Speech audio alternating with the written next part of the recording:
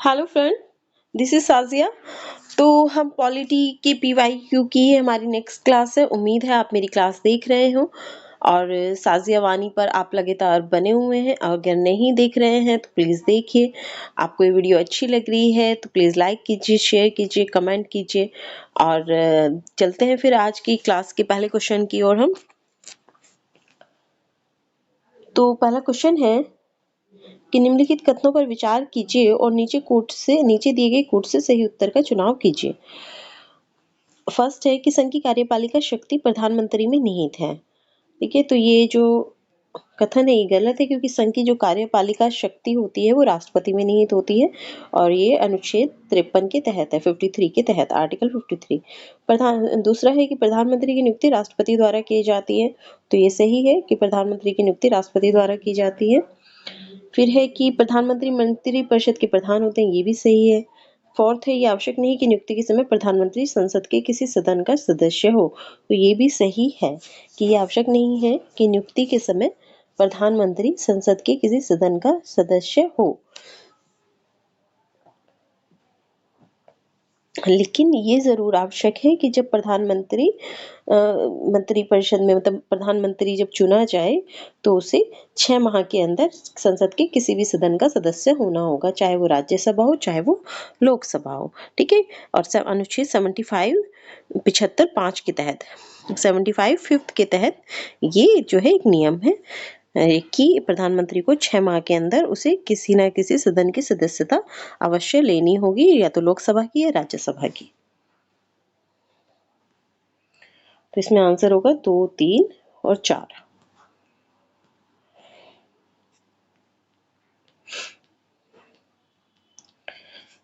Next question है कि भारत के प्रधानमंत्री के विषय में निम्नलिखित कथनों में से कौन सा सही है। ए, प्रधानमंत्री मंत्रिपरिषद का नाम मात्र का नेता होता है, तो प्रधानमंत्री नाम मात्र का नेता नहीं होता, राष्ट्रपति होता है, तो ये गलत। वह संसद के प्रति उत्तरदायित्व नहीं है, ये भी गलत है। वह अपने मंत्रियों में से किसी को बर्खास्त नहीं कर सकता है, तो ये भी गलत है। वे कर सकता है और राष्ट्रपति को बोल के वो अब किसी भी मंत्री को बर्खास्त कर सकता है। और डी है कि प्रधानमंत्री मंत्रिपरिषद का वास्तविक नेता है, तो ये सही है, प्रधानमंत्री मंत्रिपरिषद का वास्तविक नेता है।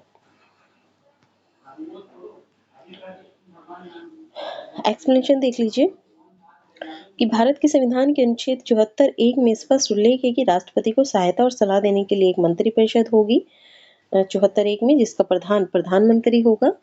राष्ट्रपति अनिवार्यतः ऐसे व्यक्ति को प्रधानमंत्री नियुक्त करता है जो उस दल का नेता है जिसका लोकसभा में बहुमत है, या ऐसा व्यक्ति है जो अन्य राजनीतिक दलों का समर्थन प्राप्त करके लोकसभा में विश्वास मत प्राप्त कर लेगा।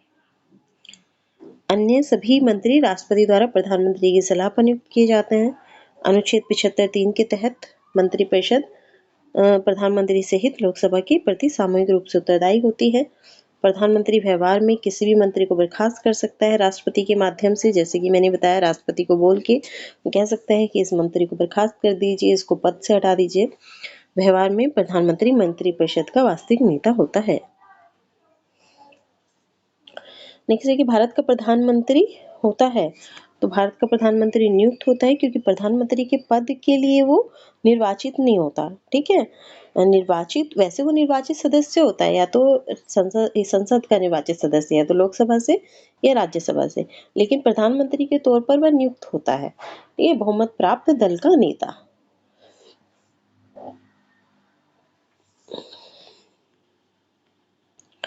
नेक्स्ट है कि भारत का प्रधानमंत्री मुख्य है राज्य सरकार का, केंद्र सरकार का, राज्य और केंद्र सरकार दोनों का, और डी उपरोक्त में से कोई नहीं। तो मुख्य जो होता है प्रधानमंत्री वो केंद्र सरकार का होता है, राज्य सरकार का मुख्य मुख्यमंत्री होता है। नेक्स्ट है कि भारतीय संविधान के अनुच्छेद 78 में प्रावधान है दायित्वों का, तो ये प्रधानमंत्री के दायित्व दिए हुए हैं इसमें 78 में। अनुच्छेद 78 के तहत राष्ट्रपति के मांगे जाने पर प्रधानमंत्री संसद के किसी निश्चय या विनिश्चय के बारे में या मंत्रिपरिषद के सभी विनिश्चय राष्ट्रपति को संसूचित करेगा, और संघ की जो कार्यकलाप के प्रशासन संबंधी और विधान विषयक संबंधी जितने भी विनिश्चय होंगे राष्ट्रपति को उस बारे में सूचना देगा। ठीक है, तो प्रधानमंत्री के कर्तव्य हैं। देख सकते हैं एक बार इसको। तो भारतीय संविधान के अनुच्छेद 78 में प्रधानमंत्री के दायित्व का प्रावधान है। प्रधानमंत्री का कर्तव्य होगा कि वह संघ के कार्यकलाप के प्रशासन संबंधी विधान विषयक प्रस्तावनाओं संबंधी मंत्रिपरिषद के सभी निश्चय राष्ट्रपति को संसूचित करे। संघ के कार्यकलाप के प्रशासन संबंधी और विधान विषयक प्रस्तावनाओं संबंधी जो जानकारी राष्ट्रपति मांगे वह दे। और किसी विषय पर जिस पर किसी मंत्री ने निश्चय कर दिया है किंतु मंत्रिपरिषद ने विचार नहीं किया है, राष्ट्रपति द्वारा अपेक्षा किए जाने पर परिषद के समक्ष विचार के लिए रखे। ठीक है। नेक्स्ट है कैबिनेट का तात्पर्य है कि, कैबिनेट से तात्पर्य है कि, तो शासन के सभी मंत्रीगण, कैबिनेट स्तर के मंत्री अपने सचिवों के साथ कैबिनेट स्तर के मंत्री या राज्य मंत्रीगण, तो इसमें आएगा कैबिनेट स्तर के मंत्री जो है कैबिनेट कहलाते हैं। ठीक है, कैबिनेट स्तर के मंत्री। और कैबिनेट स्तर के मंत्री जो है, और मंत्रिमंडल में 4 प्रकार के मंत्री होते हैं। इसमें कैबिनेट मंत्री होते हैं, स्वतंत्र प्रभार वाले राज्य मंत्री होते हैं और फिर उप मंत्री होते हैं। ठीक है।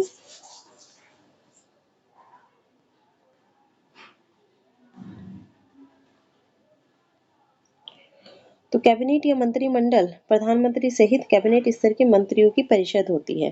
प्रधानमंत्री सहित प्रधानमंत्री होंगे और कैबिनेट स्तर के मंत्री होंगे। मंत्री परिषद में क्या होता है कि, जबकि मंत्री परिषद में, मैंने शायद मंत्रिमंडल बोल दिया था, मंत्रिमंडल में केवल कैबिनेट स्तर के मंत्री होते हैं और मंत्री परिषद में होते हैं प्रधानमंत्री, कैबिनेट स्तर के मंत्री, राज्य मंत्री और उप मंत्री। ठीक है। मंत्री परिषद में, यानी मंत्रिमंडल और मंत्री परिषद जो है इस तरह से अलग है, क्योंकि मंत्रिमंडल में केवल प्रधानमंत्री और कैबिनेट स्तर के मंत्री होते हैं, और जबकि मंत्री परिषद में प्रधानमंत्री, कैबिनेट स्तर के मंत्री, राज्य मंत्री, उप मंत्री शामिल होते हैं। और मंत्रिमंडल का जो संविधान में उल्लेख केवल एक जगह मिलता है, अनुच्छेद मात्र 352 में, और ये भी किससे डाला गया है, तो ये 44वें संविधान संशोधन के माध्यम से डाला गया है, अनुच्छेद 352 में। तो पूरे संविधान में मंत्रिमंडल का उल्लेख केवल एक जगह है, अनुच्छेद 352 352 में, आर्टिकल 352 में, और ये 44वें संविधान संशोधन अधिनियम 1978 के द्वारा डाला गया है। ठीक है।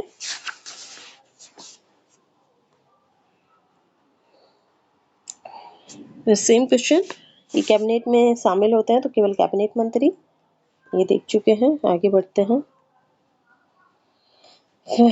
तो क्वेश्चन है कि संविधान में मंत्रिमंडल शब्द का एक ही बार प्रयोग हुआ है, वह है, तो अभी ऊपर देखा हमने अनुच्छेद 352, तो इसे याद कर लीजिए। अनुच्छेद 352 में केवल एक ही जगह मंत्रिमंडल का प्रयोग किया गया है, अनुच्छेद 352 में। ठीक है। नेक्स्ट क्वेश्चन, किसान सरकार के संदर्भ में निम्नलिखित कथनों पर विचार कीजिए।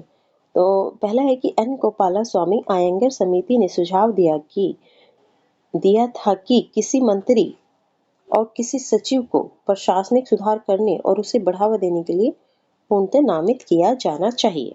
एन गोपालास्वामी आयंगर समिति ने सुझाव दिया था कि किसी मंत्री और किसी सचिव को प्रशासनिक सुधार करने और उसे बढ़ावा देने के लिए पूर्णतः नामित किया जाना चाहिए। दूसरे है कि प्रशासनिक सुधार आयोग 1966 की संस्तुति के आधार पर वर्ष 1970 में कार्मिक विभाग का गठन किया गया और इसे प्रधानमंत्री के प्रभार के अधीन रखा गया। तो इसमें ये सही है, और ये जो सेकंड स्टेटमेंट, फर्स्ट स्टेटमेंट जो है वो गलत है। क्यों गलत है? क्योंकि मंत्री, हमारे यहाँ लोकतंत्र है और लोकतंत्र में जो है मंत्री जो होते हैं वो बेसिकली चुने जाते हैं, निर्वाचित होते हैं, नामित नहीं होते। ठीक है। और प्रशासनिक सुधार करने के लिए तो स्पेशली उनको चुना जाना ही आवश्यक है, ताकि वो जनता के प्रतिनिधित्व के तौर पर कार्य कर सके बेहतर तौर से। ठीक है।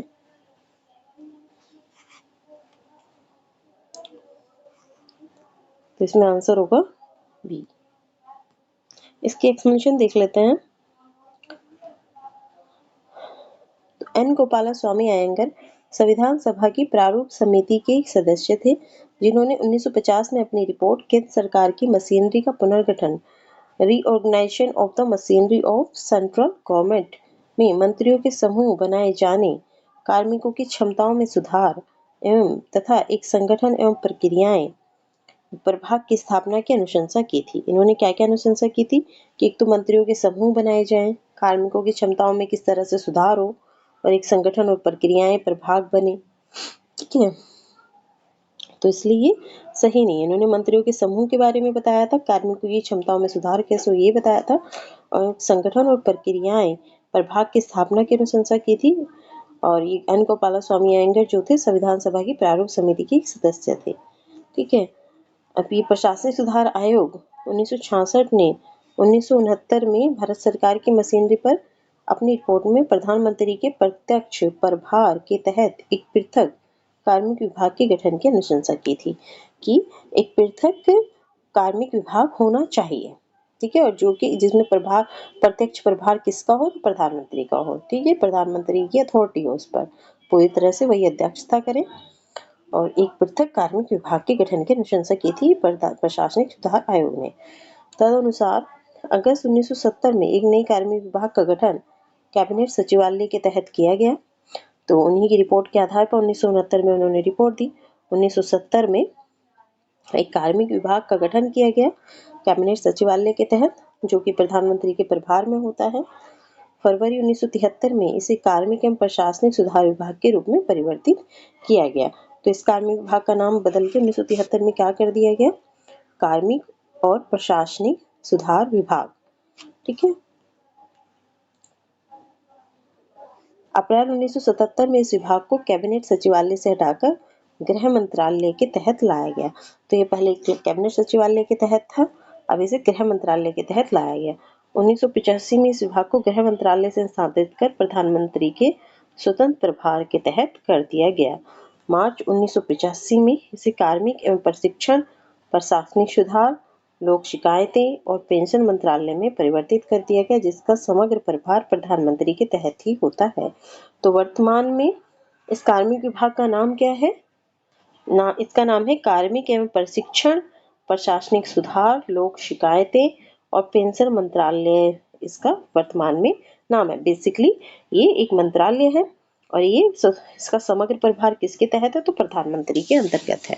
ठीक है? स्वतंत्र प्रभार प्रधानमंत्री के तहत ही इसका होता है और इसकी जो स्थापना की गई थी प्रशासनिक सुधार आयोग की रिपोर्ट के आधार पर की गई थी 1970 में।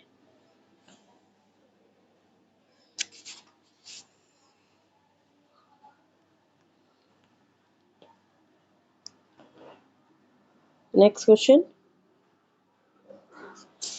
तो नेक्स्ट है कि संघ सरकार के संदर्भ में निम्नलिखित कदमों पर विचार कीजिए।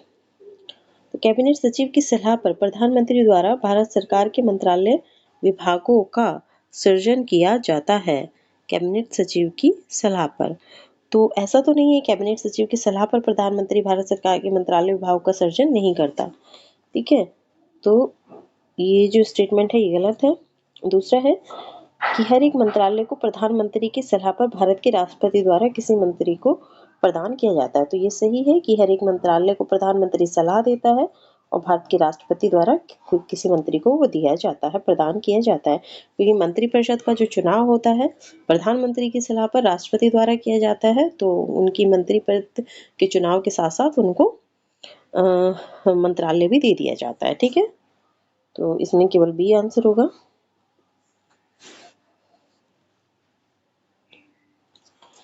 एक्सप्लेनेशन देख लीजिए। कैबिनेट सचिवालय का प्रमुख होता है। ठीक है? जो सिविल सर्विसेज बोर्ड का पदेन अध्यक्ष भी होता है। तो कैबिनेट सचिव जो होता है कैबिनेट सचिवालय का प्रमुख होता है और सिविल सर्विसेज बोर्ड का पदेन अध्यक्ष भी होता है कैबिनेट सचिव। मंत्रालयों की विभिन्न गतिविधियों के बारे में एवं कार्य संचालन संबंधी नियमों के बारे में जानकारी प्राप्त करना इसका कार्य होता है। तो कैबिनेट सचिव का कार्य क्या है? कैबिनेट सचिव का कार्य है मंत्रालयों की विभिन्न गतिविधियों के बारे में और कार्य संचालन संबंधी नियमों के बारे में जानकारी प्राप्त करना। कि मंत्रालयों में क्या क्या गतिविधियां चल रही हैं, क्या क्या कार्य हो रहे हैं, तो उन कार्य संचालन के क्या क्या नियम हैं, तो उनके बारे में जानकारी प्राप्त करना इसका कार्य होता है। भारत सरकार कार्य आवंटन नियम 1961 के तहत सरकार के मंत्रालय विभाग राष्ट्रपति द्वारा प्रधानमंत्री की सलाह पर सृजित किए जाते हैं और प्रधानमंत्री की सलाह पर भारत के राष्ट्रपति द्वारा किसी मंत्री को नियुक्त किया जाता है तथा मंत्रालय विभागों का बंटवारा भी राष्ट्रपति प्रधानमंत्री की सलाह से ही करता है। ठीक है, इसमें एक फैक्ट बहुत इंपॉर्टेंट है जो याद रखना है कि कैबिनेट सचिव, जो कैबिनेट सचिवालय का प्रमुख होता है, सिविल सर्विसेज बोर्ड का पदेन अध्यक्ष होता है। और एक इसका कार्य याद रखना है कि मंत्रालय की विभिन्न गतिविधियों के बारे में और इसके कार्य संचालन संबंधी नियमों के बारे में जानकारी प्राप्त करना इसका कार्य है।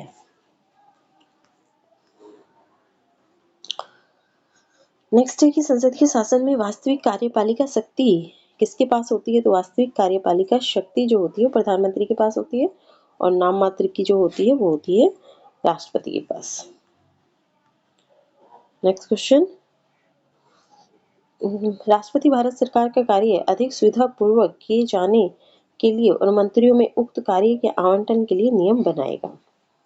राष्ट्रपति भारत सरकार का कार्य अधिक सुविधा पूर्वक किए जाने के लिए और मंत्रियों में उक्त कार्यों के आवंटन के लिए नियम बनाएगा। तो ये सही है क्योंकि राष्ट्रपति मंत्रियों में मंत्रालय का आवंटन तो करता ही है, मंत्रियों की नियुक्ति तो करता ही है, साथ ही भारत सरकार का कार्य अधिक सुविधा पूर्वक किए जाने के लिए और मंत्रियों में उक्त कार्य के आवंटन के लिए कि कौन कौन सा कार्य कौन कौन से मंत्रियों में दिया जाएगा, नियम बनाएगा, ये सही है। ठीक है, नेक्स्ट है कि भारत सरकार की समस्त कार्यपालिक कार्रवाइयां प्रधानमंत्री के नाम से कही जाएंगी। तो ये गलत है। भारत सरकार की समस्त कार्यपालक कार्रवाइयां राष्ट्रपति के नाम से कही जाती हैं। ठीक है, तो इसमें केवल एक सही है। ठीक है,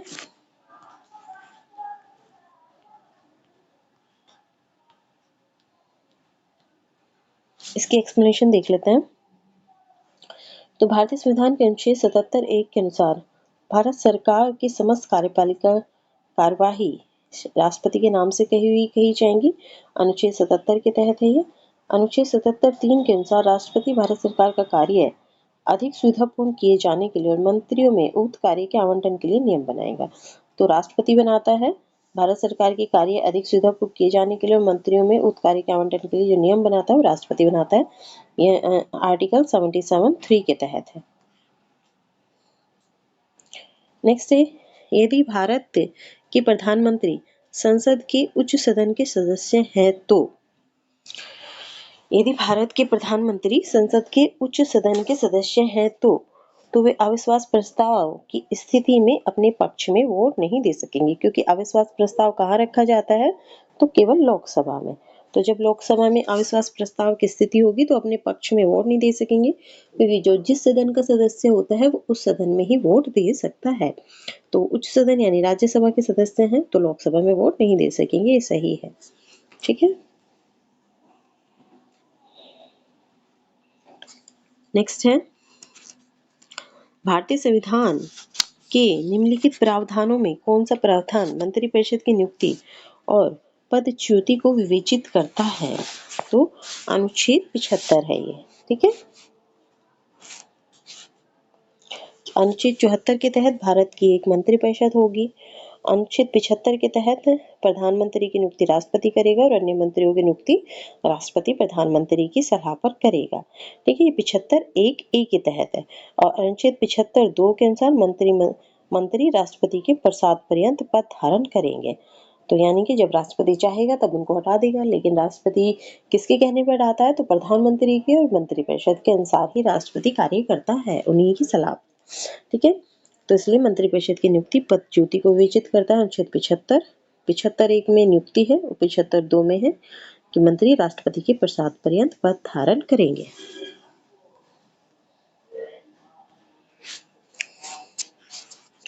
नेक्स्ट है कि आमतौर पर भारत के प्रधानमंत्री होते हैं लोकसभा के सदस्य। इसे ये आमतौर पर होते हैं, नहीं होते तो फिर राज्यसभा से निर्वाचित होने का एक ऑप्शन उनके पास खुला रहता है। नेक्स्ट है कि भारत के प्रधानमंत्री की नियुक्ति के समय जरूरी नहीं वह संसद के दोनों सदनों में से एक का आवश्यक रूप से सदस्य हो, परंतु उसे 6 माह के अंदर आवश्यक रूप से दोनों में से एक सदन का सदस्य हो जाना चाहिए। तो यही सही है। ठीक है,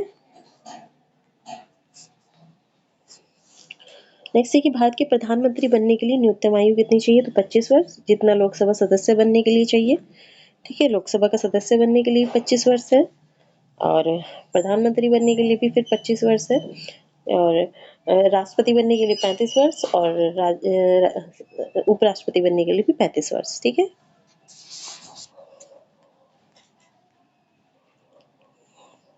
नेक्स्ट है, प्रधानमंत्री को राष्ट्रपति के द्वारा नियुक्त किया जाता है। ये सही है 75 के तहत, अनुच्छेद 75 के तहत। नेक्स्ट क्वेश्चन, अग्रलिखित में से कौन सा वक्तव्य सही है? भारत का प्रधानमंत्री संसद के दोनों सदनों के सदस्यों में से अपने मंत्रियों का चयन करने के लिए स्वतंत्र है। संसद के दोनों सदनों में से। ठीक है। फिर बी है कि इस विषय में भारत के राष्ट्रपति के साथ उचित परामर्श करके अपने मंत्रिमंडल के सहयोगियों का चयन कर सकता है।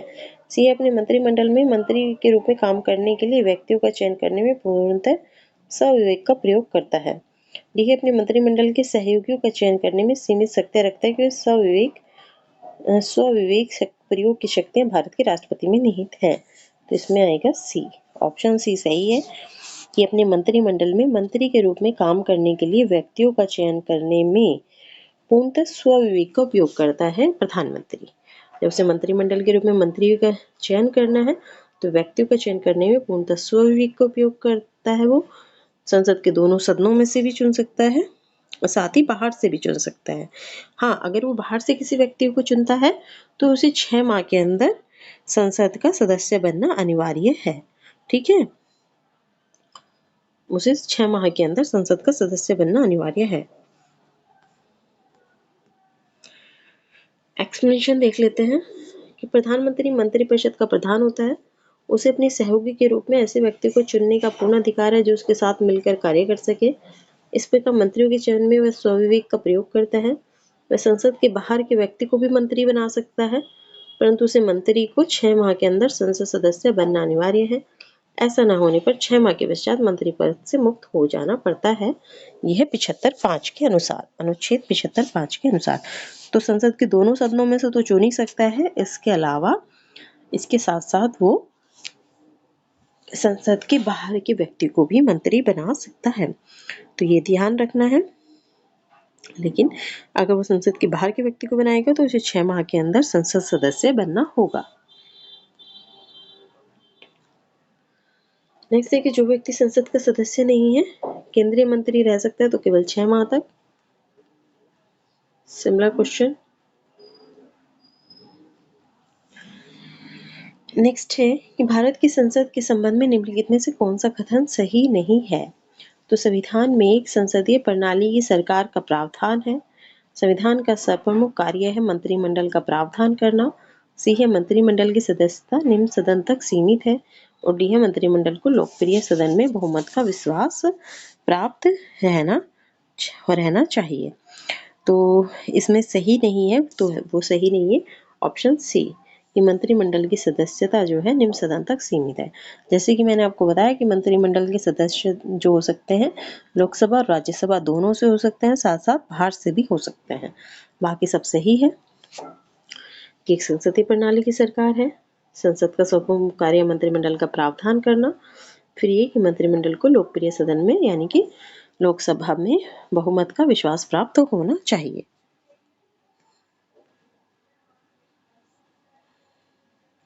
देख लीजिए, मंत्रिमंडल का सदस्य निम्न सदन के साथ साथ उच्च सदन यानी लोकसभा राज्यसभा का सदस्य भी हो सकता है। यहाँ तक कि संसद के दोनों सदनों के बाहर का व्यक्ति भी मंत्रिमंडल का सदस्य होता है, लेकिन 6 माह के भीतर उसे सदस्य बनना होगा। तो देख चुके हैं हम।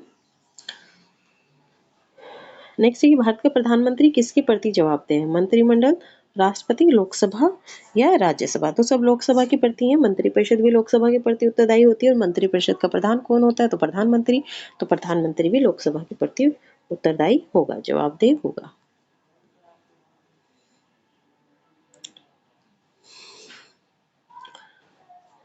इसमें आर्टिकल कौन सा था? तो 75(3) के तहत। भारतीय संविधान के अनुच्छेद 75(3) के तहत मंत्रिपरिषद सामूहिक रूप से लोकसभा के प्रति उत्तरदायी होती है। 75(1) के तहत क्या है, तो प्रधानमंत्री की नियुक्ति राष्ट्रपति करेगा, अन्य मंत्रियों की नियुक्ति राष्ट्रपति प्रधानमंत्री की सलाह पर करेगा। 75(2) के तहत क्या है, तो मंत्री राष्ट्रपति के प्रसाद पर्यंत पद धारण करेंगे। 75(3) के तहत क्या है, तो मंत्रिपरिषद सामूहिक रूप से लोकसभा के प्रति उत्तरदायी होगी।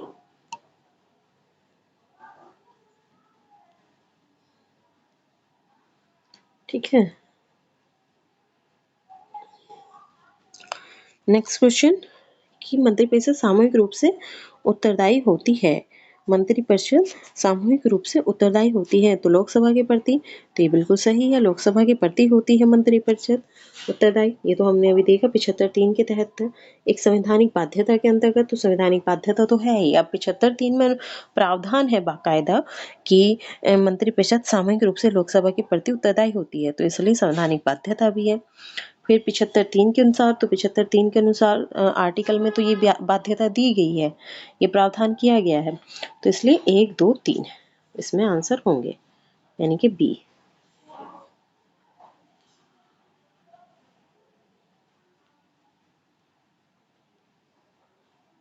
ठीक है, डी 4 नहीं होगा अनुच्छेद 74(3) के अनुसार। ठीक है,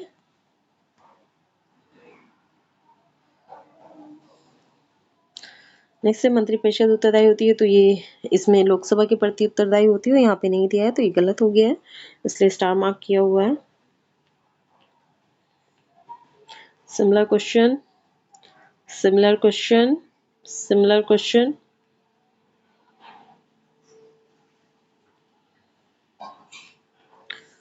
नेक्स्ट क्वेश्चन, भारतीय संविधान के संदर्भ में निम्नलिखित कथनों पर विचार कीजिए। तो संघ मंत्रिपरिषद लोकसभा के प्रति सामूहिक रूप से उत्तरदायी होगी। संघ मंत्रिपरिषद लोकसभा के प्रति सामूहिक रूप से उत्तरदायी होगी, तो ऐसे ही 75(3) के अनुच्छेद 75(3) के तहत है ये।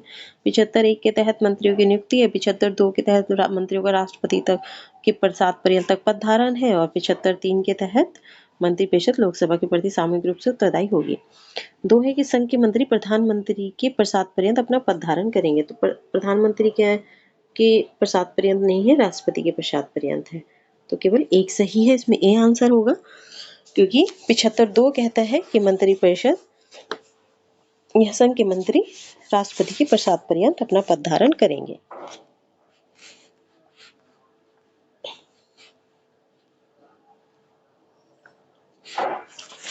स्टेटमेंट वाले क्वेश्चन है, देखिए मैं कोशिश करती हूँ कि स्टेटमेंट वाले क्वेश्चन ना छूटें, क्योंकि वो थोड़ा टेक्निकल होते हैं, एनालिटिकल अप्रोच होती है उनमें, तो उनके फैक्ट को बेशक हम जानते हैं, कई बार पढ़ चुके हैं, जैसे इसी में देखिए, लेकिन फिर भी इसको करना जरूरी होता है। तो कथन है कि भारत संघ में मंत्रिपरिषद संयुक्त रूप से लोकसभा और राज्यसभा दोनों के प्रति उत्तरदायी होती है। तो देखिए हमने राज्यसभा नहीं पढ़ा, अभी हमने देखा केवल लोकसभा के प्रति उत्तरदायी होती है। 75(3) के अनुसार आर्टिकल 75(3) के अकॉर्डिंग मंत्रिपरिषद लोकसभा के प्रति उत्तरदायी होती है, तो ये स्टेटमेंट जो है ये गलत है। कारण है लोकसभा और राज्यसभा दोनों के सदस्य संघीय सरकार में मंत्री बनने के लिए पात्रता रखते हैं, तो ये ए सही, ए गलत है और आर सही है। ठीक है, तो इसमें डी होगा, कथन गलत है परंतु कारण सही है।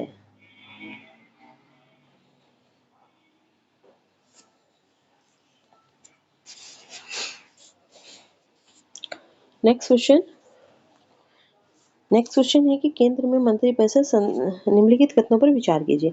तो केंद्र में मंत्रिपरिषद संसद के प्रति सामूहिक रूप से उत्तरदायी होती है, तो संसद के प्रति नहीं होती, मैंने अभी बताया संसद के प्रति नहीं होती, बल्कि किसके प्रति होती है, तो ये होती है लोकसभा के प्रति। ठीक है, तो इसलिए ये कथन गलत है हमारा।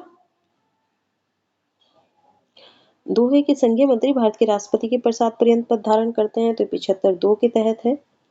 ठीक है, ये सही है।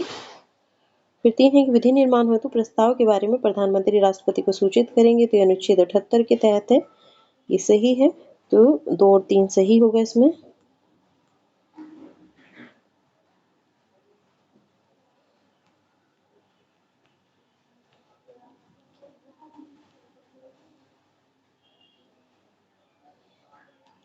नेक्स्ट क्वेश्चन कि निम्नलिखित में से किसका भारत के संविधान में स्पष्ट उल्लेख नहीं है पर परिपाटी के रूप में पालन किया जाता है?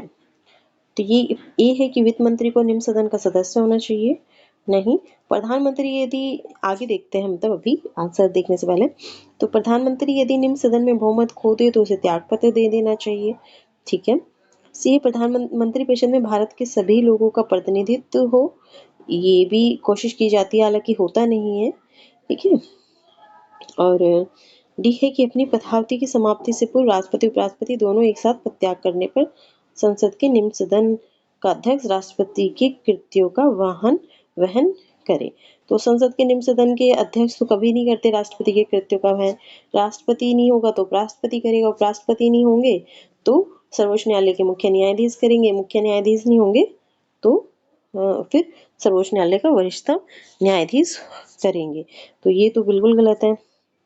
और मंत्रिपरिषद में भारत के सभी लोगों का प्रतिनिधित्व हो, इस तरह की परिपाटी का कोई पालन नहीं किया जाता, क्योंकि थोड़ा पॉसिबल नहीं हो पाता वो कि सभी लोगों का प्रतिनिधित्व हो। उसमें देखा जाता है कि सुचारू रूप से प्रधानमंत्री वो सभी का प्रयोग करते हैं, सुचारू रूप से किसके माध्यम से कार्य कर सकें। ठीक है ना। तो ये भी नहीं है। वित्त मंत्री को निम्न सदन का सदस्य होना चाहिए, ऐसा भी कुछ नहीं है। ठीक है। तो इसमें केवल ये होगा बी, प्रधानमंत्री यदि निम्न सदन में बहुमत खो दे तो उसे त्यागपत्र दे देना चाहिए। ठीक है। एक्सप्लेनेशन देख लीजिए। प्रधानमंत्री यदि निम्न सदन या लोकसभा में बहुमत खो दे तो वह त्यागपत्र दे देता है। इसका संविधान में कहीं उल्लेख नहीं है कि तो निम्न सदन के प्रति मंत्रिपरिषद के सामूहिक उत्तरदायी की व्यवस्था अनुच्छेद 75(3) के कारण यह परंपरा है कि वह बहुमत खोते ही त्यागपत्र दे देता है। नेक्स्ट क्वेश्चन है, भारतीय राजनीतिक व्यवस्था में कार्यपालिका डैश के अधीन रहकर कार्य करती है। तो कार्यपालिका विधायिका के अधीन रहती है। विधायिका यानी संसद, कार्यपालिका यानी मंत्रिपरिषद। नेक्स्ट क्वेश्चन है कि निम्नलिखित में से कौन सा एक प्रस्ताव भारत में मंत्रिपरिषद रख सकती है? कौन सा एक प्रस्ताव भारत में मंत्रिपरिषद रख सकती है? तो अविश्वास प्रस्ताव, भर्त्सना प्रस्ताव, स्थगन प्रस्ताव और विश्वास प्रस्ताव। तो विश्वास प्रस्ताव रखते हैं। अविश्वास प्रस्ताव ज्यादातर विपक्ष के नेता या विपक्ष के जो सदस्य होते हैं वो रखते हैं, क्योंकि वो सरकार के विरुद्ध लाते हैं। विश्वास प्रस्ताव मंत्रिपरिषद रखती है।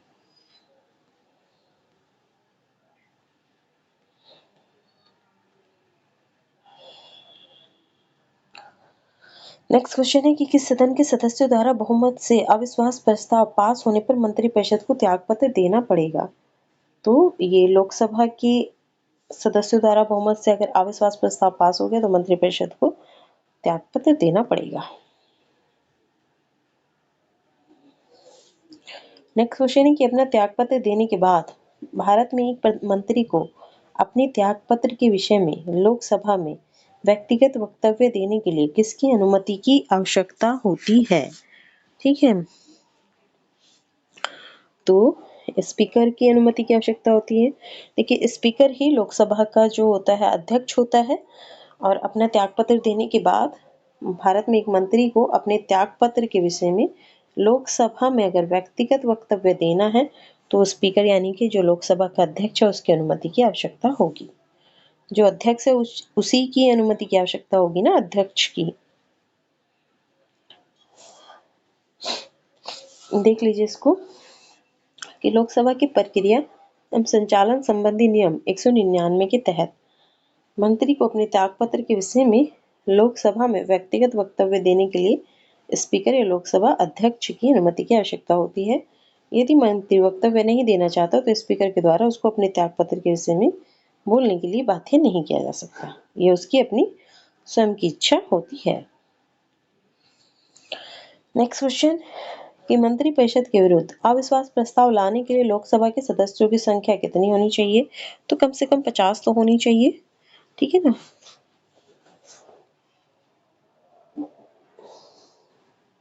कम से कम 50 होनी चाहिए। और ये इसका प्रावधान संविधान में नहीं है, लोकसभा के नियमों के तहत है। तो लोकसभा की प्रक्रिया में संचालन संबंधी नियम 198 के तहत मंत्रिपरिषद के विरुद्ध अविश्वास प्रस्ताव लाने के लिए लोकसभा के कम से कम 50 सदस्यों का समर्थन आवश्यक है। नेक्स्ट है कि लोकसभा में मंत्री, ये सिमिलर क्वेश्चन है, 50 होनी चाहिए।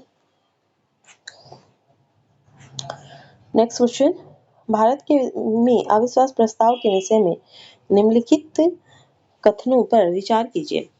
तो फर्स्ट है कि भारत के संविधान में किसी अविश्वास प्रस्ताव का कोई उल्लेख नहीं है। भारत के संविधान में किसी अविश्वास प्रस्ताव का कोई उल्लेख नहीं है।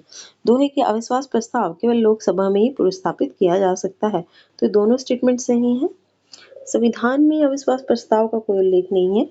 केवल 75(3) के तहत ये व्यवस्था है कि मंत्रिपरिषद लोकसभा के प्रति सामूहिक रूप से उत्तरदायी होगी। ठीक है, अतः अविश्वास प्रस्ताव केवल लोकसभा में ही प्रस्तापित किए जा सकते हैं, क्योंकि मंत्रिपरिषद को किसके प्रति उत्तरदायी होना है सामूहिक रूप से, तो लोकसभा के। उसी में छुपा हुआ अविश्वास प्रस्ताव और विश्वास प्रस्ताव। ठीक है, तो दोनों स्टेटमेंट सही है। सी, तो भारत के संविधान में उल्लेख नहीं है। हाँ, लेकिन ये लोकसभा का नियम है, इसकी व्याख्या देख लीजिए। भारतीय संविधान के अनुच्छेद 75(3) के अनुसार मंत्रिपरिषद लोकसभा के प्रति सामूहिक रूप से उत्तरदायी होगी। अतः अविश्वास प्रस्ताव मोशन ऑफ नो कॉन्फिडेंस केवल लोकसभा में ही पुरस्तापित किया जा सकता है। इसके साथ ही भारत के संविधान में किसी अविश्वास प्रस्ताव का उल्लेख नहीं है। अनुच्छेद 118(1) के अनुसार संसद का प्रत्येक सदन अपनी प्रक्रिया एवं कार्य संचालन के लिए नियम बना सकेगा।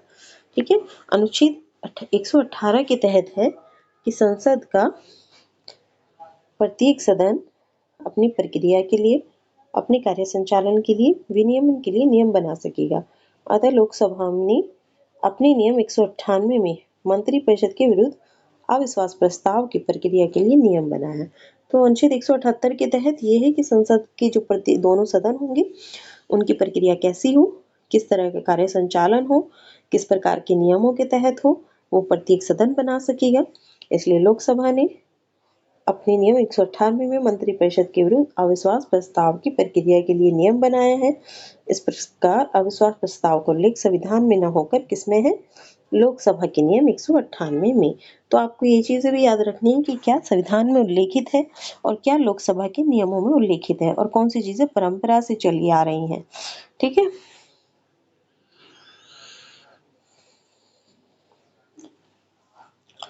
नेक्स्ट क्वेश्चन कि केंद्रीय मंत्रिपरिषद के त्याग पत्र देने के उपरांत निम्नांकित में से कौन सी एक सही स्थिति नहीं है। तो राष्ट्रपति शासन लागू हो जाएगा। ऐसे कैसे हो जाएगा, राष्ट्रपति शासन लागू नहीं होता। राष्ट्रपति शासन केवल राज्यों में संवैधानिक तंत्र के विफल होने की दशा में लागू होता है, अनुच्छेद 356 के तहत। वो भी तब जब राज्यपाल ये राष्ट्रपति को लिखित में इस प्रकार की सूचना दे कि राज्यों में संवैधानिक तंत्र विफल हो गया है, इसलिए आप यहाँ पर राष्ट्रपति शासन लगा दीजिए। तब राष्ट्रपति उस क्रिया को देखेगा, मंत्रिपरिषद से सलाह करेगा, मंत्रिपरिषद जो सलाह देगी तब जाके राष्ट्रपति शासन लागू होगा। ठीक है, तो ऐसा नहीं है, तो इसलिए यही सही है। बाकी देख लेते हैं कि मंत्रिपरिषद ने त्याग पत्र दे दिया है तो क्या स्थिति होगी। राष्ट्रपति वैकल्पिक व्यवस्था तक उन्हें बने रहने के लिए कहेंगे, ये कह सकते हैं कि जब आपने ठीक है आपने त्याग पत्र दे दिया है, लेकिन एकदम से ऐसा ना हो कि सरकार ही गायब हो जाए, कोई व्यवस्था ना रहे, तो आप जब तक नई व्यवस्था बनती है तब तक आप बने रहिए। ये भी हो सकता है कि वैकल्पिक व्यवस्था से अभिप्राय है कि यथासंभव शीघ्र नई सरकार के गठन हेतु आम चुनाव कराया जाए, ये भी है। और ये कि डी अपदस्थ मंत्रिपरिषद अपने पद पर नई सरकार बनने तक अपने पदभार का निर्वाह करेगी। तो बेशक उसने त्याग पत्र दे दिया हो, लेकिन जब तक नई सरकार नहीं बनेगी अपने पद का निर्वाह करेगी, अगर राष्ट्रपति वैकल्पिक व्यवस्था बनने तक उन्हें अपने पद पर बने रहने के लिए कहते हैं तो। ठीक है, तो वैकल्पिक व्यवस्था बनने तक वही सरकार क्या करती है, कार्य करती है जिसने त्याग पत्र दिया है। नेक्स्ट है कि प्रदेश का कौन सा नेता नेहरू की कैबिनेट में पहले गृह मंत्री और बाद में रक्षा मंत्री बना। कैलाश नाथ काटजू थे ये। ठीक है, कैलाश नाथ काटजू ये नेहरू की कैबिनेट में पहले गृह मंत्री थे और बाद में रक्षा मंत्री बने। ठीक है,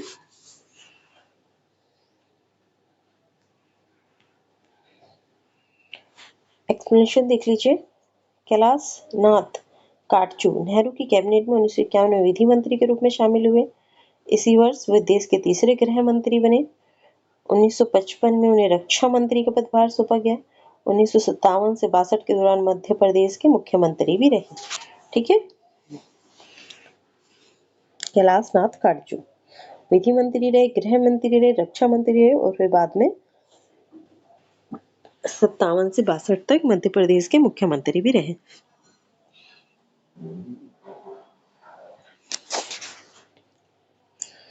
नेक्स्ट है कि स्वतंत्र भारत के प्रथम वित्त मंत्री थे।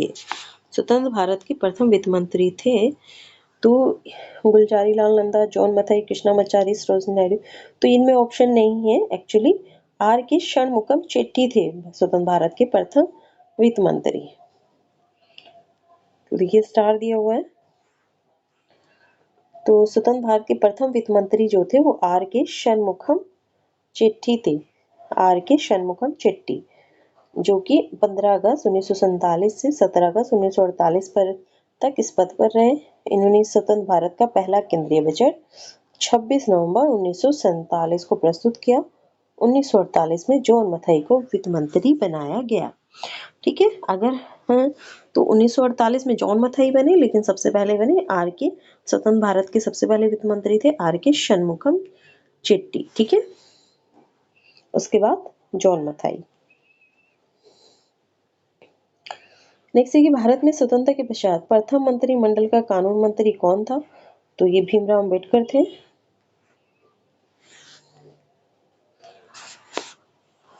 तो स्वतंत्रता के पश्चात जो है भीमराव अंबेडकर विधि मंत्री या कानून मंत्री थे, जबकि अंतरिम सरकार में कानून मंत्री जो थे जोगेंद्र नाथ मंडल थे। तो ये भी याद रखना है, स्वतंत्रता के पश्चात जो थे ये तब भीमराव अंबेडकर कानून मंत्री थे, अंतरिम सरकार में कानून मंत्री जोगेंद्र नाथ मंडल थे। जोगेंद्र नाथ मंडल। ठीक है। अंतरिम सरकार में।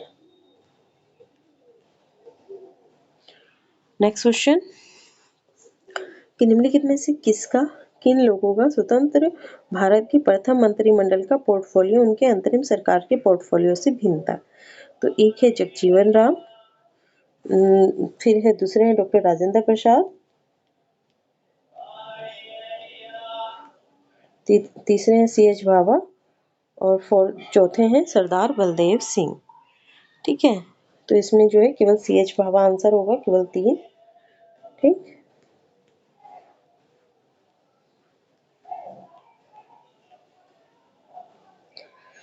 व्याख्या लिख लीजिए। प्रश्नगत व्यक्तियों का स्वतंत्र भारत के प्रथम मंत्रिमंडल 1947 में पोर्टफोलियो इस प्रकार था। जगजीवन राम जो थे वो श्रम मंत्री थे, राजेंद्र प्रसाद जो थे वो खाद्य और कृषि मंत्री थे। ठीक है। और सी.एच. भाभा व्यापार वाणिज्य मंत्री थे। सरदार बलदेव सिंह जो थे वो रक्षा मंत्री थे। इन व्यक्तियों का पुनर्गठित अंतरिम सरकार में पोर्टफोलियो इस प्रकार था। तो अंतरिम सरकार में भी जो जगजीवन राम थे श्रम मंत्री थे, राजेंद्र प्रसाद जो थे वो खाद्य एवं कृषि मंत्री थे, सी.एच. भाभा खान और विद्युत कार्य मंत्री थे। ठीक है। सी.एच. भाभा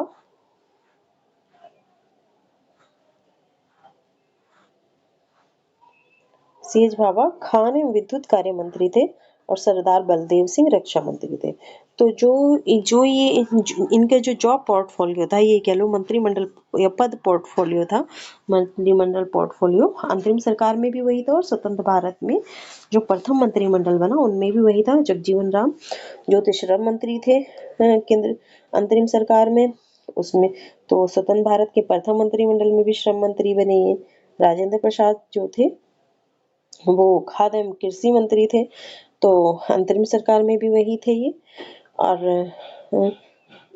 सरदार बलदेव सिंह जो थे रक्षा मंत्री थे और अंतरिम सरकार में भी ये रक्षा मंत्री ही थे। ठीक है।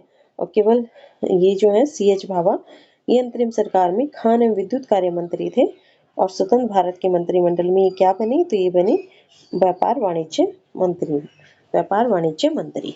ठीक है। यही कह लीजिए वाणिज्य मंत्री, जबकि अंतरिम सरकार में क्या थी? खान एवं विद्युत कार्य मंत्री।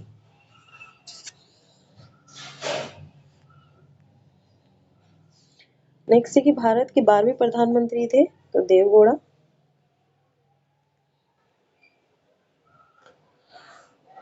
एक्सप्लेनेशन कि भारत के व्यक्ति अनुसार 12वें प्रधानमंत्री कार्यवाहक प्रधानमंत्री गुलजारी लाल नंदा को शामिल करके एस.डी. देवगौड़ा थे, जो 1 जून 1996 को से 21 अप्रैल 1997 तक इस पद पर रहे। इस संदर्भ में वर्तमान प्रधानमंत्री नरेंद्र मोदी देश के 15वें प्रधानमंत्री हैं। भारत की आधिकारिक वेबसाइट पर भी नरेंद्र मोदी का 15वें प्रधानमंत्री के रूप में उल्लेख है। ठीक है। नेक्स्ट क्वेश्चन है कि प्रधानमंत्री को उनके कार्यकाल के अनुसार जो है सुमेलित कीजिए। तो देवगौड़ा का तो अभी हमने पढ़ा 1996 से 1997, 1 जून 1996 से 1997। तो देवगौड़ा का सबसे पहले लगा लेते हैं 1996 से 1997। ठीक है। और चंद्रशेखर जो थे 1990 से 1991 तक थे, 1990 से 1991 तक। अटल बिहारी वाजपेयी कब थे? तो वो 98 में थे, 1998 से 2004 तक। तो अटल बिहारी वाजपेयी 1998 दिया हुआ है, तो 1999 दिया हुआ है बेसिकली। तो वही अटल बिहारी वाजपेयी 1998 से 2004 तक थे, तो 1999 भी वही थे। ठीक है ना। और इंद्र कुमार गुजराल जो है 1997 से 1998 में थे। और विश्वनाथ प्रताप सिंह जो है 1989 से 90 तक थे। ठीक है। तो एटलीस्ट 2-3 का याद रख लीजिए आप। एस.डी. देवगौड़ा का रख लीजिए 96 से 97। फिर आप अटल बिहारी वाजपेयी का जरूर याद रख लें 1998 से 2004 में। विश्वनाथ प्रताप सिंह का रख लें 1989 से 1990। ठीक है। फिर उसके बाद चंद्रशेखर 1990 से 1991। तो बाकी आप उसको कर लेंगे। इसमें ऑप्शन होगा डी। सुमेलित कीजिएगा, तो मैंने बता दिया है, सुमेलित करके देख लीजिएगा, वही सेम सिमिलर आंसर होगा। नेक्स्ट है कि निम्नलिखित में से कौन एक से अधिक बार प्रधानमंत्री नियुक्त हुए? एक से अधिक बार तो जवाहरलाल नेहरू भी हुए थे। ठीक है। और इंदिरा गांधी भी 2 बार हुई हैं, 2 या 3 बार, 2 बार हुई हैं, 3 बार, शायद 2 बार हुई हैं। तो ये जवाहरलाल नेहरू भी हुए हैं, इंदिरा गांधी भी हुए हैं, अटल बिहारी वाजपेयी भी 2 या 3 बार नियुक्त हुए हैं। ठीक है। और गुलजारी लाल नंदा जो है वो भी 2 बार कार्यवाहक प्रधानमंत्री थे ये। ठीक है। तो ये सभी हैं, उपयुक्त सभी आंसर आएगा इसमें, सभी थे एक से अधिक बार। नेक्स्ट क्वेश्चन कि निम्नलिखित में से किन्होंने अपने राजनीतिक जीवन में भारत के प्रधानमंत्री का पद एक से अधिक समयांतर के बाद सुशोभित किया? एक बार से अधिक समयांतर के बाद सुशोभित किया। तो जवाहरलाल नेहरू जो थे वो लगातार प्रधानमंत्री रहे थे, तो एक बार से अधिक समयांतर के बाद। ठीक है। तो वो लगातार रहे थे, तो इसलिए जवाहरलाल नेहरू तो नहीं आएगा इसमें, क्योंकि समांतर नहीं था उनके प्रधानमंत्री के रूप में चुने जाने के बीच में। लाल बहादुर शास्त्री भी नहीं थे। ठीक है। गुलजारी लाल नंदा थे, वो एक से मतलब समयांतर था उनकी चुने जाने के बीच में। इंदिरा गांधी के बीच में भी एक बार वो पहले जीती, फिर वो आपातकाल लगा, वो हार गई, फिर दोबारा से जीती, तो समयांतर था एक से अधिक बार से अधिक। अटल बिहारी वाजपेयी की चुनाव में भी समयांतर था, तो इसमें 3, 4, 5 आएगा।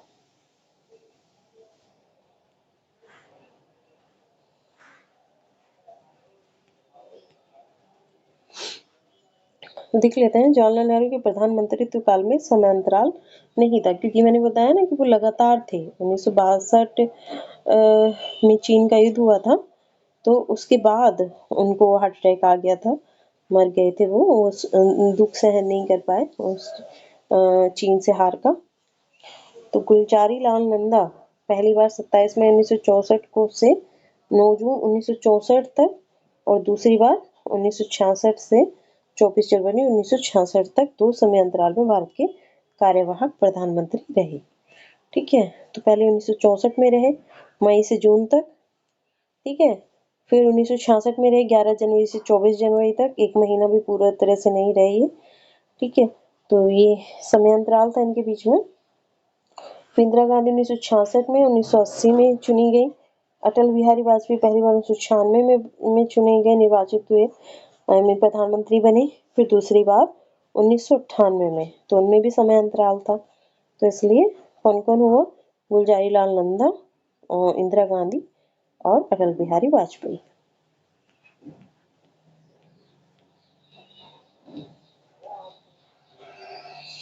नेक्स्ट है कि भारत के किस प्रधानमंत्री की मृत्यु देश के बाहर हुई थी? तो ये हमारे लाल बहादुर शास्त्री जी थे। ये इनकी मृत्यु देश के बाहर ताशकंद में हुई थी। उज्बेकिस्तान की राजधानी है ताशकंद। 1966 में इनकी मृत्यु हो गई थी। ठीक है, उज्बेकिस्तान में। नेक्स्ट है कि निम्नलिखित राज्य उनके संबंधित मुख्यमंत्रियों का मिलान करें जो भारत के प्रधानमंत्री बने।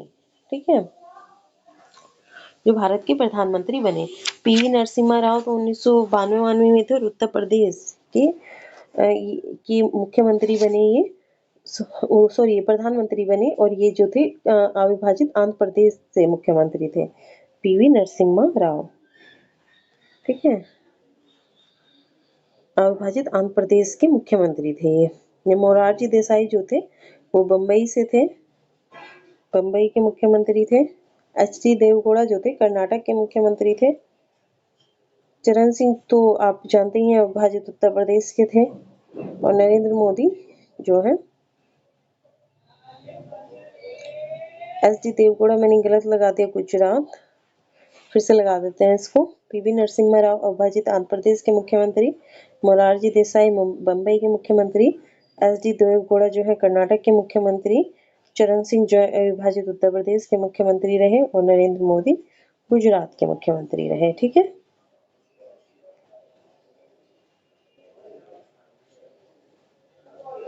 तो इसमें आंसर होगा डी। नेक्स्ट क्वेश्चन कि निम्नलिखित में से कौन भारत के प्रधानमंत्री बनने से पूर्व किसी भी राज्य के मुख्यमंत्री नहीं रहे? तो एच.डी. देवगौड़ा जो थे कर्नाटक के मुख्यमंत्री थे, पीवी नरसिम्हा राव जो थे आंध्र प्रदेश के मुख्यमंत्री थे, मोरारजी देसाई बम्बई के। तो इसमें आंसर होगा सी। ठीक है, चंद्रशेखर जो थे प्रधानमंत्री बनने से पूर्व किसी भी राज्य के मुख्यमंत्री नहीं रहे। नेक्स्ट है कि निम्नलिखित में कौन भारत के प्रधानमंत्री बनने से पूर्व किसी राज्य के मुख्यमंत्री नहीं रहे थे? तो चरण सिंह थे उत्तर प्रदेश के, पीवी नरसिम्हा राव आंध्र प्रदेश के, मोरारजी देसाई बम्बई के, चंद्र सिंह इसमें नहीं थे। ठीक है, तो आंसर होगा डी। नेक्स्ट है कि निम्नलिखित में से कौन अपने प्रधानमंत्रित्व काल में लोकसभा के सदस्य थे? तो ये चंद्रशेखर थे।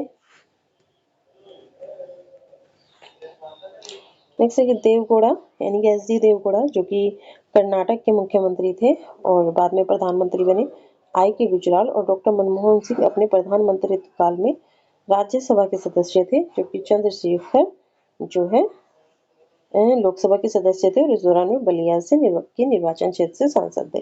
कब बने थे चंद्रशेखर मुख्य प्रधानमंत्री?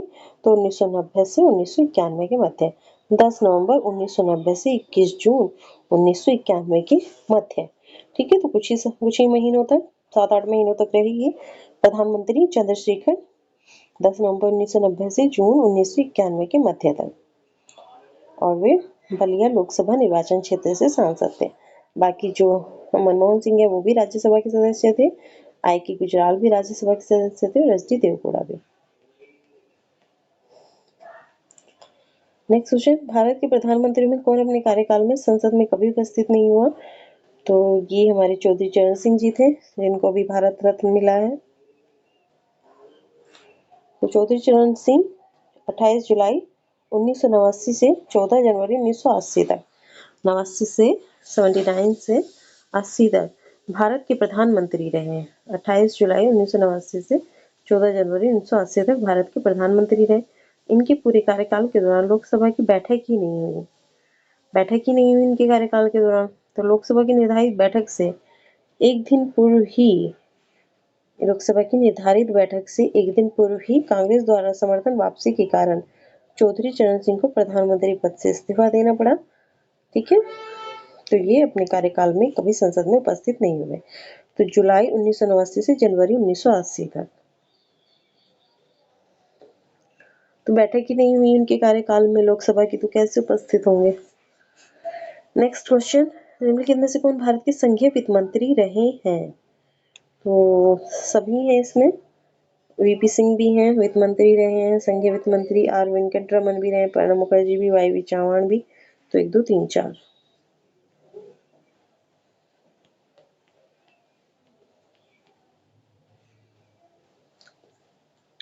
नेक्स्ट क्वेश्चन, उदारीकरण, निजीकरण और भूमंडलीकरण की नई आर्थिक नीति घोषित की गई। तो ये नरसिम्हा राव थे उस समय प्रधानमंत्री जो थे, जो कि आंध्र प्रदेश के मुख्यमंत्री थे। बाद में भारत के प्रधानमंत्री बने नरसिम्हा राव। 1991 में ये घोषणा हुई थी। और इनसे पहले जो थे चंद्रशेखर जो थे वो मुख्यमंत्री प्रधानमंत्री थे, चंद्रशेखर। और इसके बाद ये नरसिम्हा राव बने।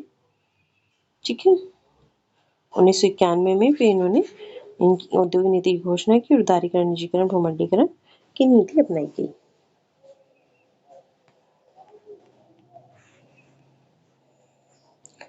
नेक्स्ट कि मनमोहन सिंह के संदर्भ में निम्नलिखित में से कौन सा कथन सही नहीं है। तो भारत के पूर्व वित्त मंत्री थे, सही है। रिजर्व बैंक के पूर्व गवर्नर थे, सही है। वित्त आयोग के पूर्व अध्यक्ष थे, तो ये नहीं है। वित्त आयोग के पूर्व अध्यक्ष नहीं थे वो। ठीक है। अंतर्राष्ट्रीय मुद्रा कोष में भारत के पूर्व प्रतिनिधि, ये भी सही है।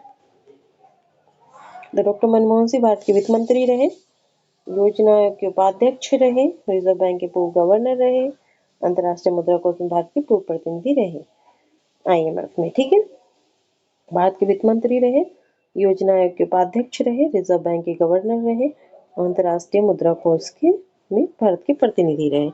तो ये क्या नहीं रहे, तो वित्त आयोग के पूर्व अध्यक्ष।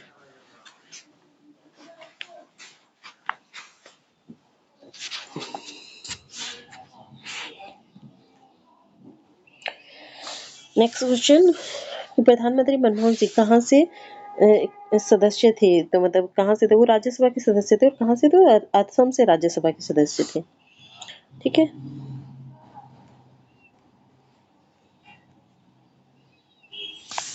नेक्स्ट क्वेश्चन, मंत्री नीति बनाते हैं और लोक सेवक उनका क्रियान्वयन करते हैं। बिल्कुल सही है। कारण है कि संसदीय प्रणाली में मंत्री का उत्तरदायित्व का सिद्धांत कार्य करता है। तो ये भी सही है कि संसदीय प्रणालियों में मंत्रियों का उत्तरदायित्व का सिद्धांत कार्य करता है, इसलिए मंत्री नीति बनाते हैं और लोक सेवक उनका क्रियान्वयन करते हैं। नहीं, स्टेटमेंट सही है, स्पष्टीकरण नहीं है। ठीक है। ठीक है।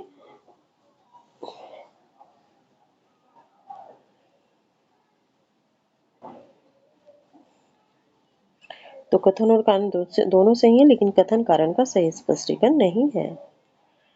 देख सकते हैं इसकी एक्सप्लेनेशन। तो कथन और कारण दोनों सही हैं, किंतु कारण कथन का सही स्पष्टीकरण नहीं है। मंत्रियों के उत्तरदायित्व के कारण अधिकारी अनामता के सिद्धांत से संरक्षित रहते हैं और अधिकारियों द्वारा किए गए कार्यान्वयन की जिम्मेदारी अंतिम रूप से मंत्रियों की आती है। तो मंत्रियों का उत्तरदायित्व तो है ही, और इसलिए मंत्री नीति बनाते हैं, लेकिन क्रियान्वयन इसलिए करते हैं कि लोक सेवक उनका क्रियान्वयन इसलिए करते हैं ताकि सुचारू रूप से कार्य का संचालन हो सके। ठीक है।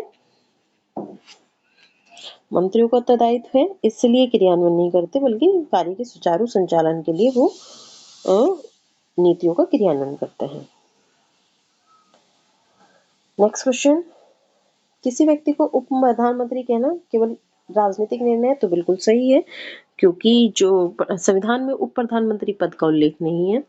ठीक है, तो केवल राजनीतिक निर्णय है। कारण है कि वह उसे प्रधानमंत्री का कोई अधिकार प्रदान नहीं करता। तो ये भी सही है। ठीक है, तो ये भी सही है, लेकिन ये व्याख्या नहीं है, क्योंकि राजनीतिक निर्णय इसलिए है क्योंकि वो संविधान में उल्लेख नहीं है, ना कि इसलिए कि उसे प्रधानमंत्री का कोई अधिकार प्राप्त नहीं है। तो इसमें होगा कि और ARR दोनों सही है और RA की सही व्याख्या नहीं है। देख लीजिए कि भारतीय संविधान के किसी अनुच्छेद में उप प्रधानमंत्री के पद और उत्तरदायित्वों के निर्वहन का उल्लेख नहीं है। भारतीय प्रधानमंत्री के परामर्श अनुसार राष्ट्रपति मंत्रिमंडल के किसी सदस्य को उप प्रधानमंत्री नियुक्त कर सकते हैं। ठीक है, भारतीय प्रधानमंत्री के परामर्शानुसार राष्ट्रपति मंत्रिमंडल के किसी सदस्य को उप प्रधानमंत्री नियुक्त कर सकते हैं। ठीक है, उप प्रधानमंत्री के उत्तरदायित्वों का निर्धारण प्रधानमंत्री का विशेषाधिकार है। प्रधानमंत्री बता सकते हैं कि आपको क्या काम करने हैं, क्या नहीं करने। ठीक, तो कथन कारण दोनों सही है और व्याख्या नहीं है। 61वां क्वेश्चन भी वही है कि प्रधानमंत्री पद का जो सृजन हुआ है प्रधानमंत्री पद संविधान के प्रावधानों से हटकर हुआ है, क्योंकि संविधान में ऐसा कोई प्रावधान नहीं है।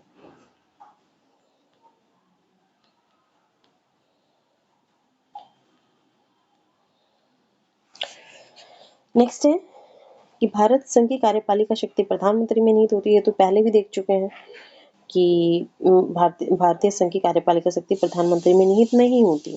किसमें होती है? तो राष्ट्रपति में निहित होती है। अनुच्छेद 53 के तहत, अनुच्छेद 52 के तहत संघ का एक राष्ट्रपति होगा, भारतीय संघ का एक राष्ट्रपति होगा, और अनुच्छेद 53 के तहत संघ की कार्यपालिका शक्ति राष्ट्रपति में निहित होगी। दो है कि प्रधानमंत्री सिविल सेवा बोर्ड का पदेन अध्यक्ष होता है। तो अभी हम पीछे क्वेश्चन कर रहे थे और तो देखा था कि कैबिनेट जो सचिव होता है, ठीक है, कैबिनेट सचिव जो होता है, जो कैबिनेट सचिवालय का प्रमुख होता है, प्रशासनिक प्रमुख होता है कैबिनेट सचिवालय का, वो सिविल सेवा बोर्ड का पदेन अध्यक्ष होता है। तो इसमें दोनों ही स्टेटमेंट गलत है, तो ना तो एक ना तो दो। एक्सप्लेनेशन देख लीजिए। अनुच्छेद 53(3) के अनुसार संघ की कार्यपालिका शक्ति राष्ट्रपति में निहित होगी, वह इसका प्रयोग संविधान के अनुसार स्वयं या अपने अधीनस्थ अधिकारियों द्वारा करेगा। ठीक है, इसलिए कथन एक गलत है। कैबिनेट सचिवालय प्रधानमंत्री के प्रत्यक्ष प्रभार के तहत होता है। कैबिनेट सचिवालय जो है प्रधानमंत्री के प्रत्यक्ष प्रभार के तहत होता है। सचिवालय का प्रशासनिक प्रमुख जो होता है वो कैबिनेट सचिव होता है। कैबिनेट सचिवालय का जो प्रशासनिक प्रमुख होता है वो कैबिनेट सचिव होता है, जो सिविल सेवा बोर्ड का पदेन अध्यक्ष भी होता है। तो कैबिनेट सचिव ही सिविल सेवा बोर्ड का पदेन अध्यक्ष होता है। ठीक है, तो दोनों स्टेटमेंट गलत है। नेक्स्ट है, केंद्रीय सरकार के संदर्भ में निम्नलिखित कथनों पर विचार कीजिए। तो पहला है कि भारत के संविधान में उपबंध है कि सदस्य कैबिनेट मंत्री अनिवार्यता रूप से लोकसभा के ही आसीन सदस्य होंगे। तो ऐसा तो कोई उपबंध नहीं है, मैंने बताया अभी आपको कि लोकसभा के सदस्य भी हो सकते हैं कैबिनेट मंत्री, राज्यसभा के भी हो सकते हैं, बाहर से भी हो सकते हैं। ठीक है, तो ये तो गलत है स्टेटमेंट। दूसरा है कि केंद्रीय कैबिनेट सचिवालय संसदीय कार्य मंत्रालय के निदेशाधीन कार्य करता है। तो ये भी गलत है। क्यों गलत है? क्योंकि केंद्रीय कैबिनेट सचिवालय जो है वो प्रधानमंत्री के प्रत्यक्ष प्रभार के तहत कार्य करता है, प्रधानमंत्री के प्रत्यक्ष प्रभार के तहत, ना कि संसदीय कार्य मंत्रालय के निदेशाधीन। ठीक है, तो इसमें आंसर होगा ना तो एक ना ही दो। एक्सप्लेनेशन देख लीजिए। तो संविधान के अनुच्छेद 75(3) के अनुसार मंत्रिपरिषद लोकसभा के प्रति सामूहिक रूप से उत्तरदायी होंगे। मंत्रीगण संसद के किसी भी सदन के सदस्य हो सकते हैं। अनुच्छेद 75(5) के अनुसार नियुक्त मंत्री को किसी भी सदन का सदस्य न होने पर 6 माह के अंदर किसी भी सदन का सदस्य होना अनिवार्य है, अन्यथा समयावधि बीत जाने पर मंत्री नहीं रहेगा। फिर कि केंद्रीय कैबिनेट सचिवालय सीधे प्रधानमंत्री के अधीन होता है, ये हम पहले ही देख चुके हैं कि केंद्रीय कैबिनेट सचिवालय प्रधानमंत्री के प्रत्यक्ष प्रभार के तहत होता है, और इसका प्रशासनिक प्रमुख कैबिनेट सचिव होता है, जो कि सिविल सर्विसेज बोर्ड का पदेन अध्यक्ष होता है।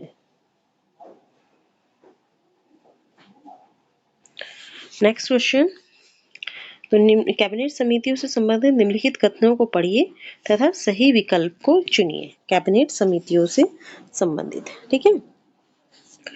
तो संविधान में कैबिनेट समितियों का उल्लेख नहीं है, ठीक, तो ये सही है कि संविधान में कैबिनेट समितियों का उल्लेख नहीं है, कैबिनेट समितियों का उल्लेख संविधान में नहीं दिया गया है। ठीक है, और एक बात याद रखिएगा, मंत्री कैबिनेट का उल्लेख पूरे संविधान में केवल अनुच्छेद 352 के तहत है, वरना ज्यादातर जगह पे किसका उल्लेख मिलता है? तो मंत्रिपरिषद का। तो संविधान में कैबिनेट समितियों का उल्लेख नहीं है, सही है। कैबिनेट समितियां प्रधानमंत्री द्वारा समय की जरूरत एवं परिस्थिति की आवश्यकता को ध्यान में रखते हुए गठित की जाती हैं, ये भी सही है कि कैबिनेट समितियां जो होती हैं प्रधानमंत्री द्वारा समय की जरूरत एवं परिस्थिति की आवश्यकता को ध्यान में रखते हुए ही गठित की जाती हैं। ठीक है, अगर उस प्रधानमंत्री को लगता है कि हाँ ये जरूरत है, इस कार्य के लिए जरूरत है, तो कैबिनेट समिति की स्थापना कर सकते हैं, गठन कर सकते हैं। कथन 3 है कि यदि प्रधानमंत्री समिति के सदस्य हो तो यह आवश्यक नहीं, कथन 4 है कि संसदीय मामलों की समिति के अध्यक्ष प्रधानमंत्री होते हैं। तो कथन 3 और 4 दोनों ही गलत हैं। ठीक है, तो इसका आंसर देख लेते हैं। तो इसमें आंसर होगा 1 और 2 सही है, लेकिन 3 और 4 गलत है। तो संविधान में कैबिनेट समितियों का उल्लेख नहीं है, सही है। संविधान इतर निकाय है, संविधान इतर निकाय है। कार्य संचालन नियमों के तहत इनका गठन प्रधानमंत्री द्वारा समय की जरूरतों और परिस्थितियों की आवश्यकताओं को ध्यान में रखते हुए किया जाता है, कार्य संचालन नियमों के तहत। फिर है कि कैबिनेट समिति का सदस्य प्रधानमंत्री के होने पर उसकी अध्यक्षता प्रधानमंत्री द्वारा की जाती है। ठीक है, उसमें स्टेटमेंट थर्ड जो है वो आधा दिया हुआ था। उसमें ये था कि यदि प्रधानमंत्री समिति के सदस्य हैं तो ये आवश्यक नहीं कि वे समिति के अध्यक्ष हो, लेकिन ये आवश्यक है कि अगर प्रधानमंत्री समिति के सदस्य हैं तो उसकी अध्यक्षता जो है प्रधानमंत्री द्वारा ही की जाएगी। कोई अन्य कैबिनेट मंत्री समिति का अध्यक्ष तभी होता है यदि प्रधानमंत्री उस समिति में शामिल ना हो तो। ठीक है, फिर है कि संसदीय मामलों की कैबिनेट समिति के प्रधानमंत्री सदस्य नहीं होते हैं। ठीक है, इसकी अध्यक्षता वर्तमान में रक्षा मंत्री द्वारा की जाती है। संसदीय मामलों की कैबिनेट समिति के प्रधानमंत्री सदस्य नहीं होते हैं, ना ही अध्यक्ष होते हैं। इसकी अध्यक्षता किसके द्वारा की जाती है? इसकी अध्यक्षता की जाती है जून 2019 में हुए पुनर्गठन के तहत रक्षा मंत्री द्वारा। ठीक है, संसदीय मामलों की समिति की अध्यक्षता किसके द्वारा की जाती है? रक्षा मंत्री द्वारा। तो कैबिनेट समितियों का संविधान में उल्लेख नहीं है। नेक्स्ट है कि केंद्र सरकार में उच्चतम नागरिक सेवा अधिकारी कौन है? उच्चतम नागरिक सेवा अधिकारी, तो इनमें से बताना है कि इनमें से कौन है। ठीक है, तो केंद्र सरकार में उच्चतम नागरिक सेवा अधिकारी जो है कैबिनेट सचिव होता है। ठीक, कैबिनेट सचिव, लेकिन कैबिनेट सचिव तो इसमें नहीं दिया हुआ है, तो फिर वो आएगा वित्त सचिव। तो आंसर बी होगा। केंद्र सरकार में उच्चतम नागरिक सेवा अधिकारी मंत्रिमंडल सचिव या कैबिनेट सचिव होता है। ठीक है, तो यहाँ पे वित्त सचिव होगा। फिर उसके बाद सॉरी, वित्त सचिव नहीं होगा, कैबिनेट सचिव ही होगा। यहाँ पे मैंने गलती से लगा दिया, मंत्रिमंडल सचिव तो दिया हुआ है। ठीक है, तो मंत्रिमंडल सचिव होगा। ठीक, कैबिनेट सचिव ही होता है उच्चतम नागरिक सेवा अधिकारी। तो कैबिनेट सचिव जो होता है मंत्रिमंडल सचिव ही होते हैं बेसिकली। हिंदी में मंत्रिमंडल कहते हैं, इंग्लिश में कैबिनेट कहते हैं। तो बाय मिस्टेक वो हुआ। नेक्स्ट है कि निम्नलिखित संविधान संशोधनों में कौन सा बताता है कि मंत्रिमंडल में कुल मंत्रियों की संख्या प्रधानमंत्री को सम्मिलित करते हुए लोकसभा के सदस्यों की कुल संख्या के 15% से अधिक नहीं होगी। तो ये एक संविधान संशोधन किया गया था और ये था 91वें संविधान संशोधन 2003। ठीक है, और इससे ये निर्धारित किया गया कि मंत्रिमंडल में जो कुल मंत्रियों की संख्या होगी प्रधानमंत्री को शामिल करके वो लोकसभा के कुल सदस्यों की कुल संख्या के 15% से अधिक नहीं होगी। यानी कि अगर लोकसभा के कितने सदस्य हैं, 530 हैं या 500 सपोज 550 हैं, तो 55 और 25 यानी कि 25-26 यानी कि कम से कम ऑलमोस्ट 80 से ज्यादा नहीं होगी। ठीक है, कुल मंत्रियों की संख्या मंत्रिमंडल में। तो ये कौन सा संशोधन कहता है? तो 91 2003 में ये हुआ था। ठीक है, 91वां संविधान संशोधन 2003।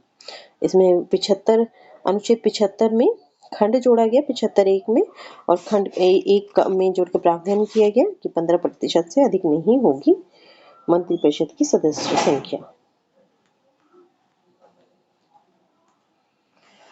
नेक्स्ट है कि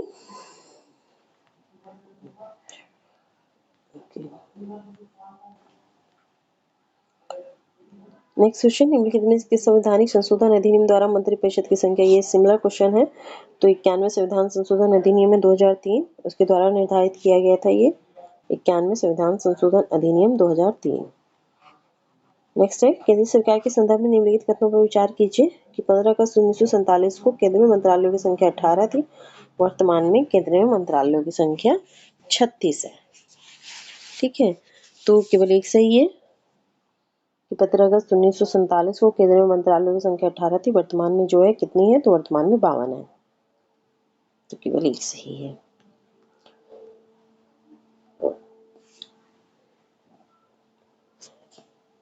नेक्स्ट क्वेश्चन, कि निम्नलिखित में से कौन सा आधिकारिक दस्तावेज भारत से संबंधित है? तो ये श्वेत पत्र है, ठीक है, श्वेत पत्र, व्हाइट पेपर भी कहते हैं उसको।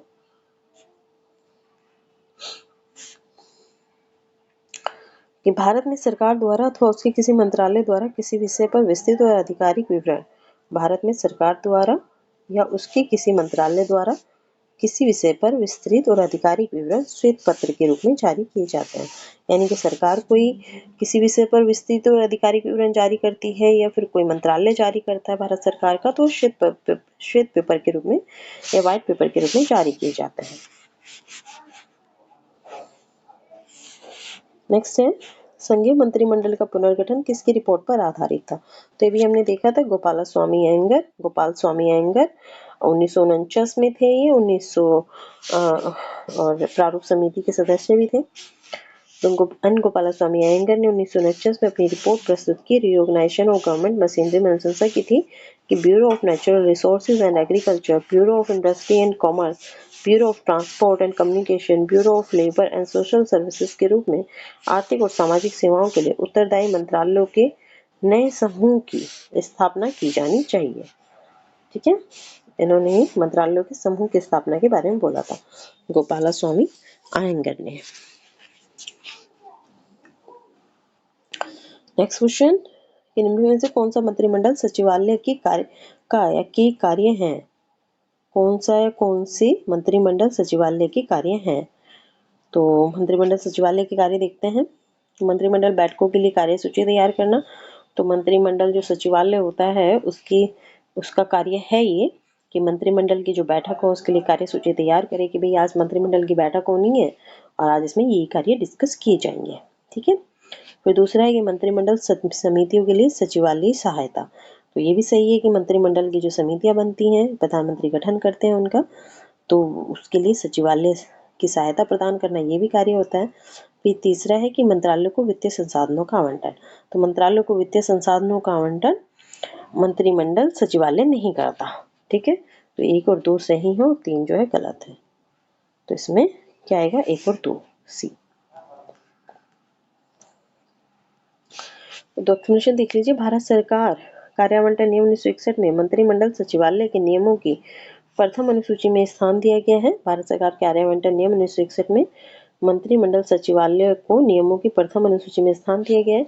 इस सचिवालय में आवंटित विषय हैं कि मंत्रिमंडल तथा मंत्रिमंडल समितियों को सचिवालय या सेक्रेटेरियल सहायता देना, कार्य के नियम निर्धारित करना। मंत्रिमंडल सचिवालय द्वारा मंत्रिमंडल और मंत्रिमंडल समिति को उपलब्ध कराई जाने वाली सचिवालय सहायता में क्या क्या है? तो प्रधानमंत्री के आदेश पर मंत्रिमंडल की बैठकें आयोजित करना, मंत्रिमंडल बैठकों के लिए कार्यसूची एजेंडा तैयार करना, वितरित करना, कार्यसूची से संबंधित दस्तावेजों का वितरण करना, किए गए विचार विमर्श का रिकॉर्ड तैयार करना, प्रधानमंत्री की अनुमति प्राप्त होने के बाद रिकॉर्ड का वितरण करना। ठीक है, और मंत्रिमंडल द्वारा लिए गए निर्णयों के क्रियान्वयन की निगरानी करना।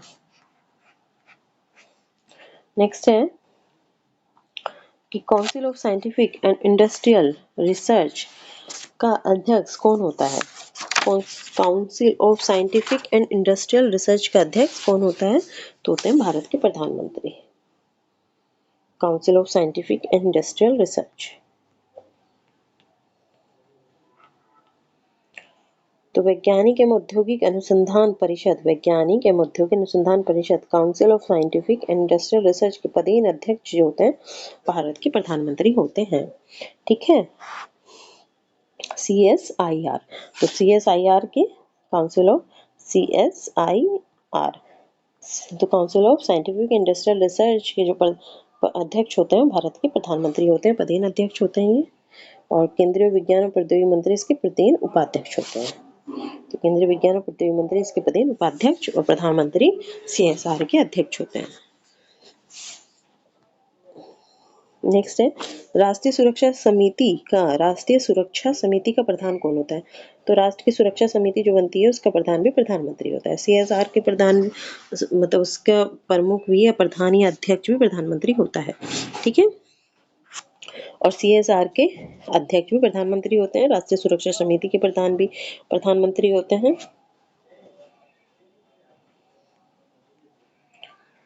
नेक्स्ट है कि स्वतंत्र भारत में प्रथम बार संसदीय सचिव का पद किस वर्ष सृजित किया गया? तो 1951 में किया गया था संसदीय सचिव का पद सृजित, 1951 में। ठीक है, ये संसदीय सचिव का जो पद है एक उच्च रैंकिंग का सरकारी पद है। ठीक है, और संसदीय सचिवों की नियुक्ति भारत के प्रधानमंत्री करते हैं। एक्सप्लेनेशन देख लेते हैं इसकी। तो स्वतंत्र भारत में प्रथम बार संसदीय सचिव का पद वर्ष 1951 में सृजित किया गया। संसदीय सचिव एक उच्च रैंकिंग का सरकारी पद है, उच्च रैंक वाला। ठीक है, और संसदीय सचिवों की नियुक्ति भारत के प्रधानमंत्री करते हैं। और संसदीय सचिव का प्रमुख कार्य कैबिनेट मंत्रियों एवं प्रधानमंत्री की सहायता करना होता है।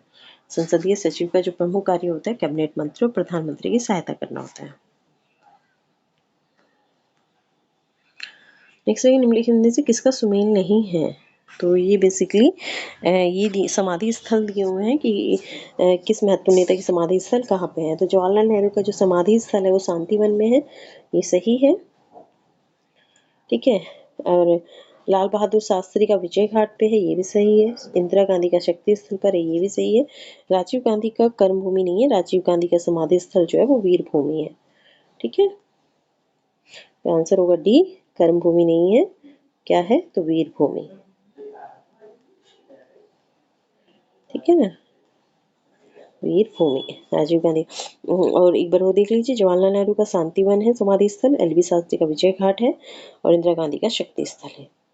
और ये कर्म भूमि किसका है? तो संकल्प पूर्व राष्ट्रपति थे हमारे शंकर दयाल शर्मा, ये उनका है। ठीक है, समाधि स्थल शंकर दयाल शर्मा। राजीव गांधी का वीर भूमि है।